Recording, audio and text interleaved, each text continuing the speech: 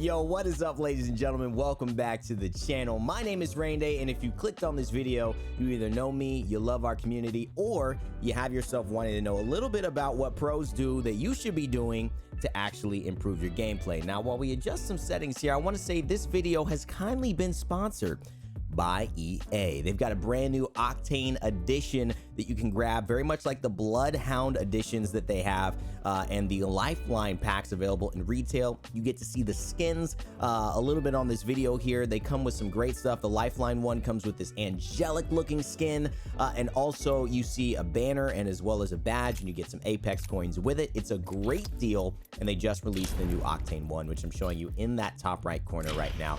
I'm actually gonna make it a little bit smaller for you guys, but amazing stuff. Boom, you can see it right there. It's the Arachnoid skin. It comes with a charge rifle skin as well, and all this good stuff is available now at EA. So just want to say a big shout out to EA for sponsoring the video and showing some support. I'll put the links in the description below for all of those things if you guys are interested. And also there are some skins available for free with Twitch Prime. So if you have Twitch Prime, I'll put the link into that as well, because you may be missing out on some skins you should already have. What's wrong with you? What's wrong with you? All right, let's start getting into these tips. Now, you guys want to know what pros are doing that basically most of you aren't doing. And that's the big key here when you look at Apex Legends. There are a lot of things people are abusing, which is why they're winning and you're not.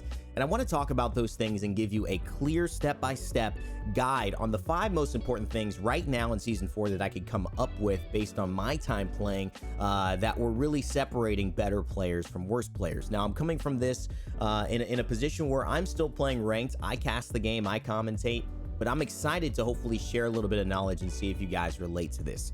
Now, the first thing that pros are doing that you guys aren't doing if you really want to step your game up and start really being at a higher level is loot value and risk management when you are looting and setting up your inventory. This is something that often is not really looked at as far as playing Apex Legends, but what you're carrying says a lot about you, and it also says a lot about what you're picking up in the game. A lot of pro players, and especially when you look at big streamers like Ace, they won't even go and pick up a Mozambique. They won't even do it because there's a waste of time and there's a waste of picking up those shotgun shells that go with it, that when they eventually find that better weapon, it's going to slow them down as far as their overall looting strategy. Carrying too many syringes and meds is something I'm very, kind of guilty of. And so what are you guilty of? Carrying too much ammo, carrying too many meds. I found that oftentimes having more grenades and giving up those little meds or maybe that extra stack of ammo that makes me feel comfortable like I'll never run out is less important than having more nades to really impact somebody in a fight, to throw down a hallway, to really move a team into a bad position, or once I fought my way to put them in a bad position, really capitalize on that. So I want to suggest checking out your loot and inventory management. A couple of tips for this: carry less than you think you need. Don't pick up a gun that is worse than a gun that you want to end up getting unless you have to fight right away. And ultimately, have a value system for what guns you feel are better. People at this point need to be understanding R99s, Peacekeepers, Wingmans. If you can't play with them, learn how to play with them. These are the guns you should be picking up. And if you can find other guns that are okay in the meantime, great.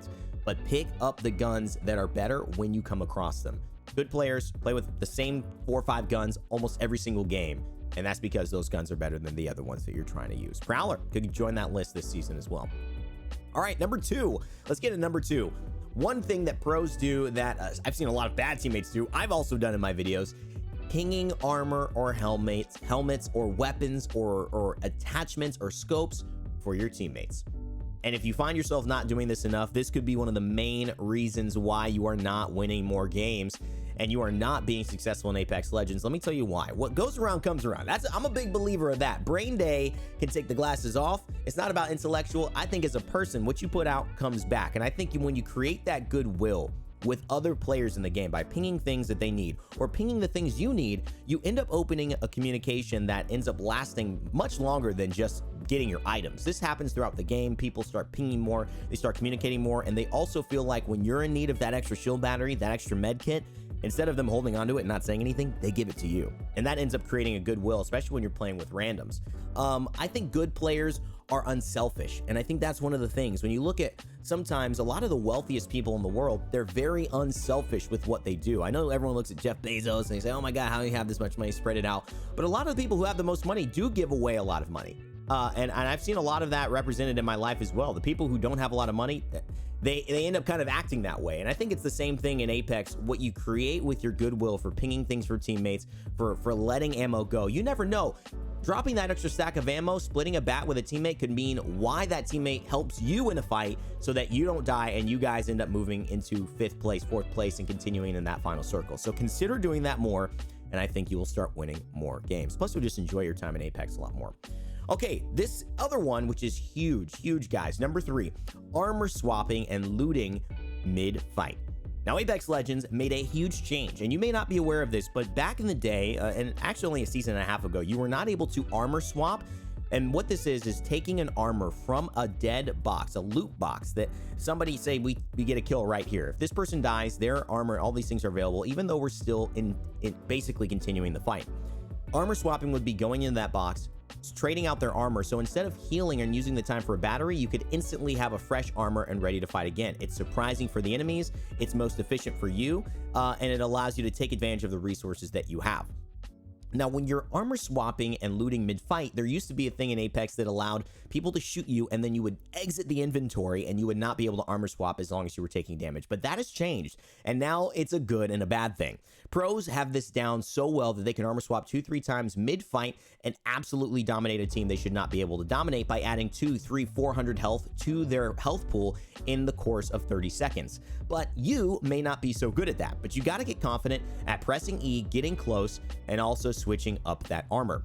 In Season 4 and in last Season 3, you're now able to take damage, but the problem is if you are unaware of the fact that you're taking damage, you could die. You're going to be in this inventory, you'll still be able to get shot, but you could still die while doing it. So you have to be careful, find that line, but ultimately, if you can learn this skill, you're going to be such a better player.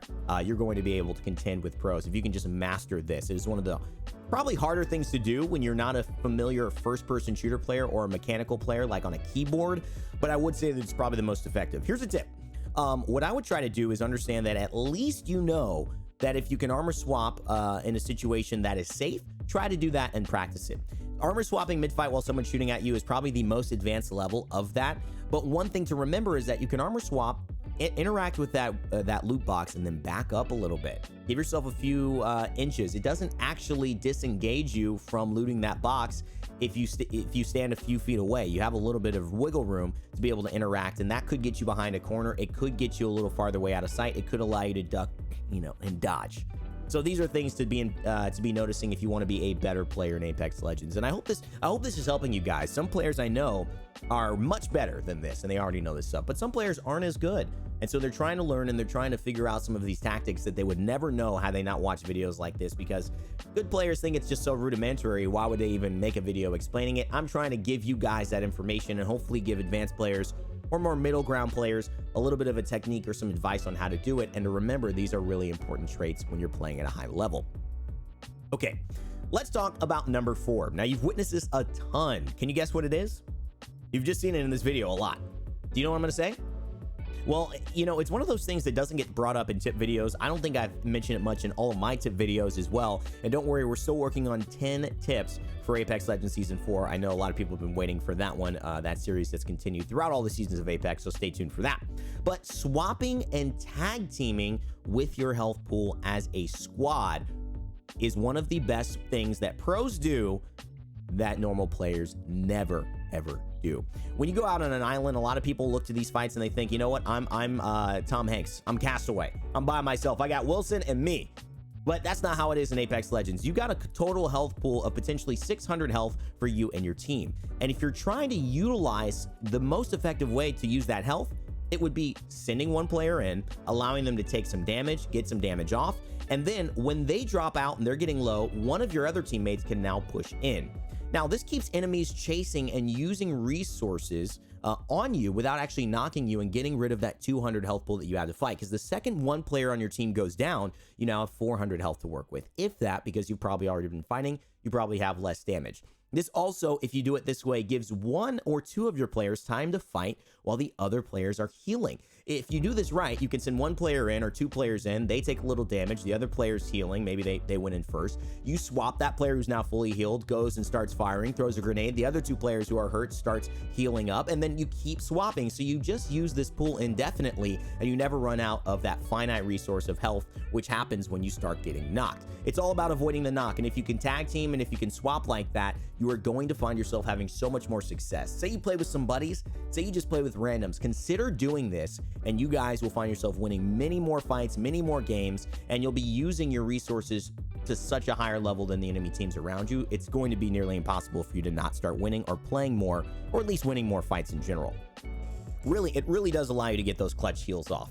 And this could also allow one of those two players, if you're not pushing, to revive the other player who has been knocked. Say one player gets knocked, the other player is behind healing them up, the other player goes out and sprays and creates cover fire, and that way you can utilize these resources, get that other player knocked, then the player who healed him goes out and then starts fighting for the other player who was covering them both while the other player heals as well. This is a great strategy if you can use it. And now the fifth tip, the most important tip, well, not the most important tip, but a tip that I don't think many people realize is video settings. Guys, FPS is huge in this, and unfortunately, I'm a YouTuber, and my computer needs to get upgraded, and I don't have the ability to play on crappy video settings. I don't want to do that to you guys. I want you to enjoy what you're watching. Give a thumbs up for that, because it does affect my gameplay. Because if you can't reach the maximum amount of frames, you're not seeing what the other players are seeing. And if that player just has an advantage in what they're seeing and what they're looking at, they are typically going to be more successful in a fight. Now, acting like video settings, acting like hardware, things like that don't matter in Apex Legends or isn't a reason why you might be losing. It's just a false claim. I mean, I'm sorry, if you bring a busted up Honda to a Tesla drag race, you're gonna lose.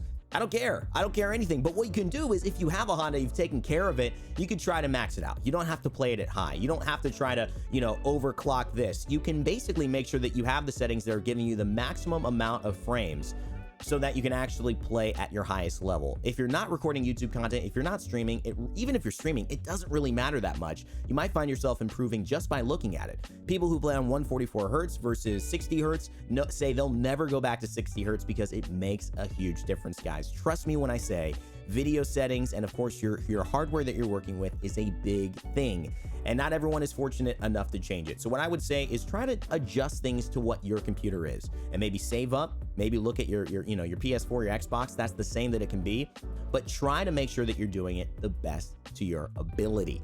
And that's all you can ask for, right? In life, you can only do your best. I'm not telling you here to be rich, to be millionaires, to buy a new computer, or to get one randomly. I'm just saying make sure that you're maximizing that so you can get the most frames possible, because you may find that that big switch right there is the only reason why you haven't been winning a lot of games or a lot of 1v1s. Hopefully you guys enjoyed this video. If you did, leave a like. Please subscribe to the channel for more content like this. Comment down below your favorite tip or one I might have missed that pros use that most players never do. And then, of course, never give up, never stop gaming, and I'll see you all next time.